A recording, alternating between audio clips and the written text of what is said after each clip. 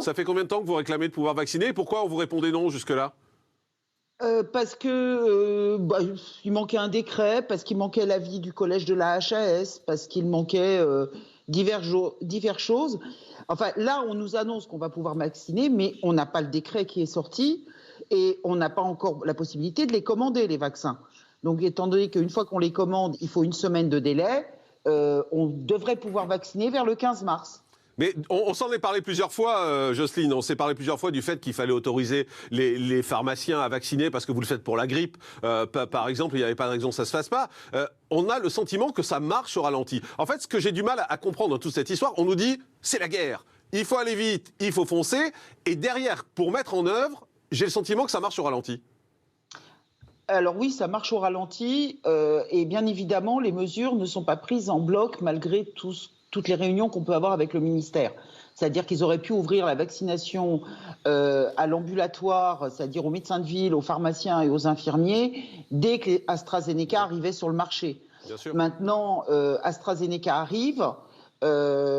Effectivement, entre là, les chiffres que vous avez, c'est l'entrée en France, mais c'est pas du tout le stock disponible dans nos officines, hein, Oui, bien parce sûr. que il se passe 15 jours avant qu'on puisse les avoir. Là, on nous parle d'ouvrir aussi le Moderna et le Janssen en officine et aux médecins. Enfin, le Moderna uniquement aux médecins, parce qu'attention, c'est un ARN, donc il faut que ce soit les médecins.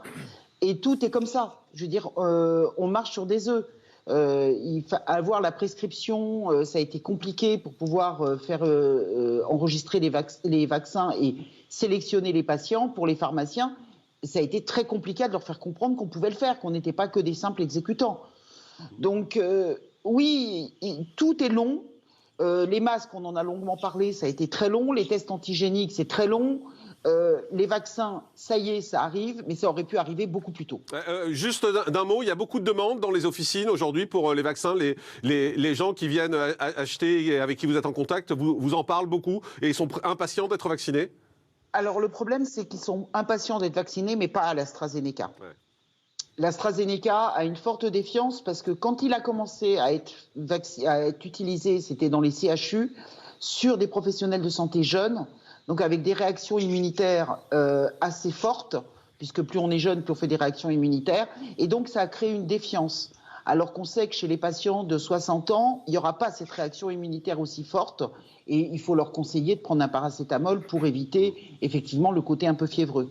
Mais du coup, il y a une défiance. Ils voudraient vraiment autre chose que l'AstraZeneca. Ouais. Merci Jocelyne Wittevron.